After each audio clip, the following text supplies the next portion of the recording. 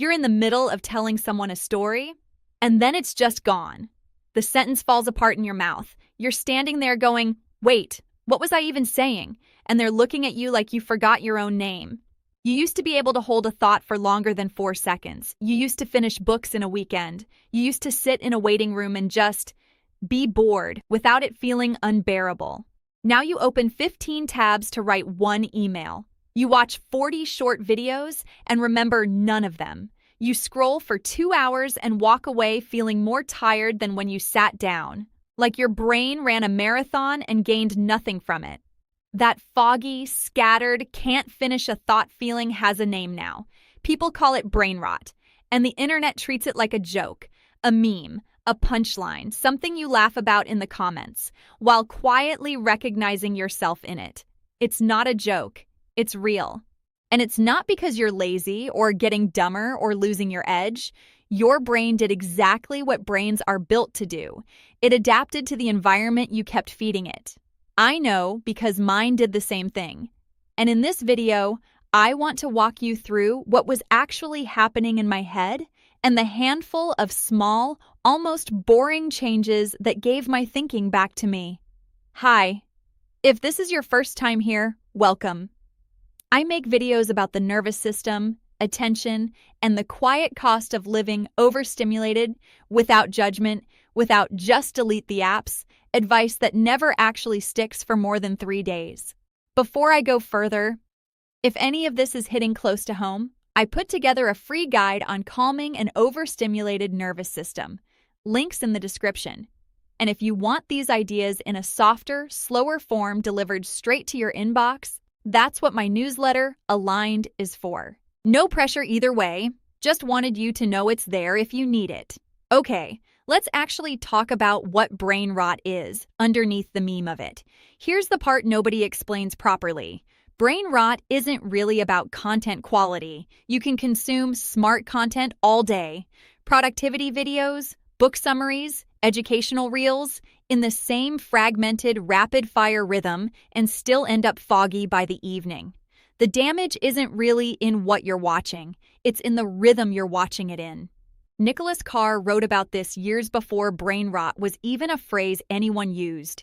His argument, in short, was that the brain is remarkably plastic. It physically adapts to the tools and media we feed it. And the kind of deep, linear reading that builds sustained focus gets quietly rewired by constant skimming, jumping, and interruption. Translation: the more you train your brain to skim, the worse it gets at depth. Not because depth disappeared, because the pathway for it got quieter from disuse, like a trail that grows over when nobody walks it. Cal Newport in Deep Work talks about something he calls attention residue. Every time you switch from one piece of content to another, tab to tab, reel to reel, a little bit of your attention stays stuck on the thing you just left. You're never fully present in the new thing because part of you is still processing the old one. Stack that switch 40 or 50 times in a single scroll session, and you get exactly that fog, present everywhere, focused absolutely nowhere. And then there's the nervous system piece, which is the part most people skip entirely. Stephen Porges' polyvagal theory describes how your autonomic state, calm, alert, or on guard, directly shapes which parts of your brain you actually have access to in any given moment. When your body reads a situation as even mildly overstimulating, it quietly shifts resources away from the slower, reflective parts of your brain and toward the faster, more reactive ones. Constant notifications, constant novelty, constant low-grade alertness. Your body starts treating all of that as a kind of background threat, even though nothing dangerous is actually happening.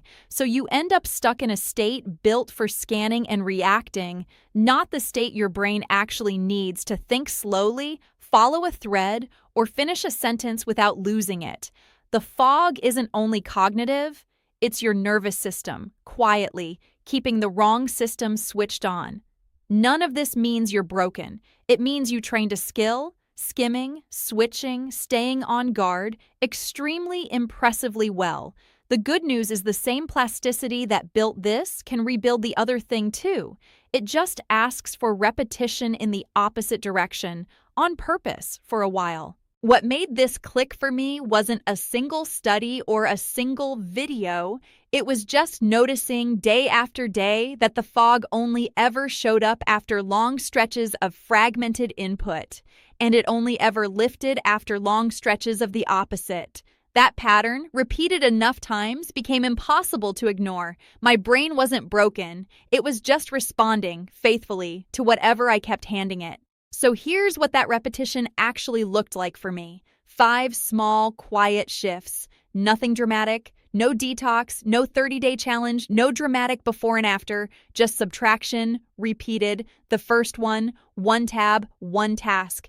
I used to have 15 tabs open to do one simple thing, writing a caption, replying to a message, and somehow also 3 videos paused at random timestamps in the background, all open, all technically active, none of them actually getting my full attention. I told myself it was efficient. Really, it was just my nervous system unable to settle into one thing without reaching for a second thing to hold in the background. A low hum of what else, what else, what else, running quietly under everything I did, all day, every day. Here's where it clicked for me. Multitasking isn't actually doing 2 things at once. It's switching rapidly between 2 things, doing both badly and feeling busy while genuinely finishing neither. The cost isn't visible in the moment. It shows up later, as that drained, can't think straight feeling by 4 in the afternoon, even on days you didn't do anything especially hard. What I do now is almost embarrassingly simple. 1 tab. 1 task, start to finish. If a second thought shows up while I'm in the middle of the first thing, I write it on a sticky note instead of opening a new tab for it. The thought gets parked, not abandoned, and I get to finish the thing in front of me with my whole brain instead of 40% of it. The first few days felt unbearably slow.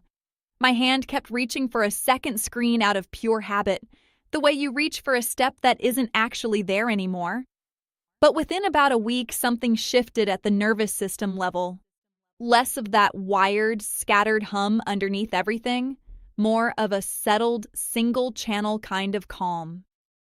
My body wasn't running 5 processes at once anymore. It was running 1 properly. The second shift, long-form over bite-sized, on purpose. Something I noticed quietly was that almost every piece of content I consumed was under 60 seconds long, which meant my brain was getting trained hundreds of times a day in 60-second loops. No wonder a 10-minute video started to feel like an actual chore. I used to read full chapters. Somewhere along the way, I was just reading captions instead. I used to watch entire documentaries start to finish. Then I was watching 9-second clips of documentaries, stitched together by an algorithm with 0 narrative thread holding any of it together. What changed everything was forcing myself back into longer form, deliberately, even when it felt boring at first. 1 long video instead of an hour of short ones. 1 full chapter instead of a summary thread someone else condensed for me. Not because short content is evil, but because my brain needed actual proof that it could still follow something for longer than a minute without losing the plot entirely. It was genuinely uncomfortable at the start. My thumb kept twitching towards skip out of pure muscle memory. But I treated it like a rep, training a muscle that had gone soft, not because it was broken, just because it hadn't been asked to work in a long time.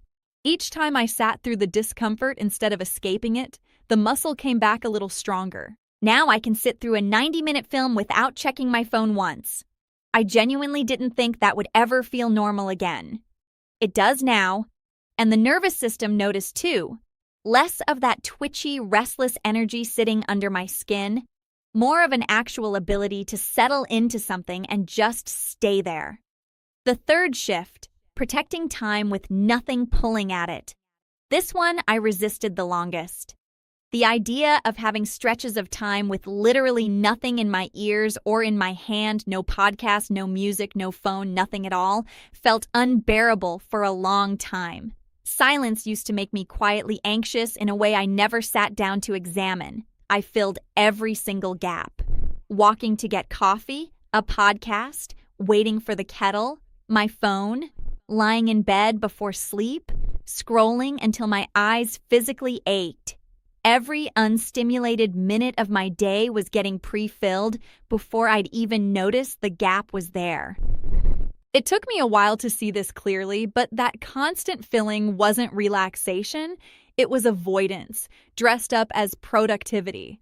I was using stimulation to skip past my own thoughts before they could even fully form, which meant I was never actually processing anything, just postponing it one scroll at a time, indefinitely. So I started protecting small pockets on purpose, 10 minutes here, 15 there, where I deliberately put nothing in, just the kettle boiling, just the walk to the corner shop, just my own thoughts, however messy or boring they felt at first. The first few times, my mind genuinely didn't know what to do with itself. It kept reaching for a phone that wasn't there. But underneath the discomfort was something I hadn't felt in years. Actual original thought. Not reactive, not algorithm-fed, not someone else's caption echoing back at me. Mine. That's the moment I understood the fog wasn't permanent. It was just buried under noise, layer after layer of it. The fourth shift, letting boredom sit instead of fixing it instantly. For most of my life, I treated boredom like a small emergency. The second it showed up, I reached for something, anything, to make it disappear. I didn't even register it as a choice. It was automatic, like flinching away from heat. What I didn't realize for years is that boredom is the doorway to almost everything good. Creativity, problem solving, memory consolidation, even quietly processing feelings you didn't have time to feel earlier. Skip past it every single time, and you skip the doorway too.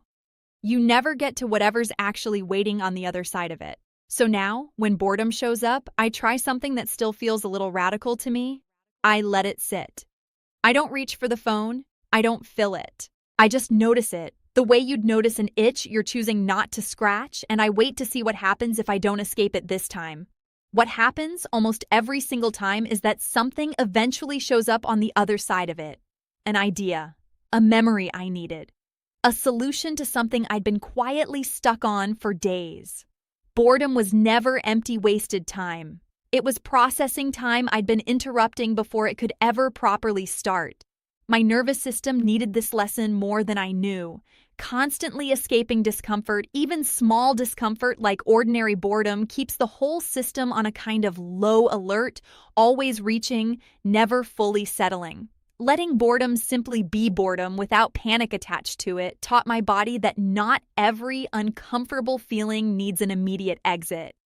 And the fifth shift walks with nothing in my ears. This is the smallest change on this entire list, and somehow the one that did the most. I stopped putting anything in my ears on walks. No podcast, no music, no audiobook. Just the walk exactly as it is. I used to think that was wasted time. Why walk in silence when I could be learning something, or at least being entertained the whole way? That's exactly the brain rot logic talking underneath it all. Every spare minute had to be optimized, filled, monetized for productivity or stimulation. None of it was ever allowed to just be spare. Something shifted when I actually tried it properly. The first 10 minutes were restless. My hand kept hovering near my pocket out of habit. But somewhere around minute 15, my thoughts started doing something they hadn't done in a long, long time. They wandered. They connected things on their own. They circled back to something from 3 days ago and finally, quietly, made sense of it. What I do now is treat one walk a day as sacred, audio-free, no exceptions. It's not really about the walk itself. It's about giving my brain unstructured time to do its actual job, which is to process, connect, and make sense of things. Instead of constantly receiving new input before the last piece of input has even finished landing, my body notices the difference too. That one walk is genuinely the calmest my nervous system feels all day now. Not because anything dramatic happens on it, just because for 30 quiet minutes, nothing at all is asking anything of it. Here's what nobody tells you about actually reversing this. It's not dramatic. There's no single morning where you wake up and your brain feels suddenly fixed. It's quieter than that, almost too quiet to notice at first. It's finishing a sentence without losing the thread halfway through it. It's reading 3 full pages and realizing you actually absorbed them instead of rereading the same paragraph 4 times because your eyes moved but your brain never actually followed along. It's sitting in a waiting room with your phone left in your bag instead of in your hand and not feeling like you're crawling out of your own skin. It's having an original thought, not a recycled caption, not a half-remembered clip, just yours, formed slowly, the way thoughts used to form before everything got quite this fast. It's holding a real conversation and actually being inside it, not nodding along while half composing your next scroll session somewhere in the back of your mind. Actually, fully there with the person in front of you. It's noticing small things again, the actual taste of your tea, the specific way light falls across a room in the afternoon, a song lyric that suddenly means something it never did before. Small, ordinary, unglamorous things, the kind your brain simply didn't have the bandwidth to register when every spare second was already spoken for. None of it feels like a breakthrough in the moment it's happening. It just slowly, quietly stops feeling like your brain is buffering all the time. Remember that moment at the very start, losing your sentence mid-story, standing there blank. Wait, what was I even saying? That still happens to me sometimes. I'm not going to pretend it's gone forever, because that wouldn't be honest, but it happens rarely now. And when it does, I don't spiral into something is wrong with me. I just notice it and think, okay, I've been skimming too much lately. Time to slow back down on purpose. It's information now, not a verdict on who I am. I didn't fix my attention by adding a single new app, tracker, or productivity system. Every single thing that actually helped was a subtraction. Fewer tabs, fewer inputs, fewer things rushing in to fill the gaps. The fog never needed a clever solution stacked on top of it. It just needed room, quietly, to clear on its own. If even one of these landed for you, I'd genuinely love to know which one in the comments. Not for the algorithm, I actually read these, every single one. Sometimes the smallest shift someone mentions ends up being the one I needed to hear most. If this helped even a little, a thumbs up tells me to keep making more of this kind of thing. And if you want the next one the moment it's out, I'll see you there. Take care of that brain of yours. It's been working hard even when it didn't feel like it.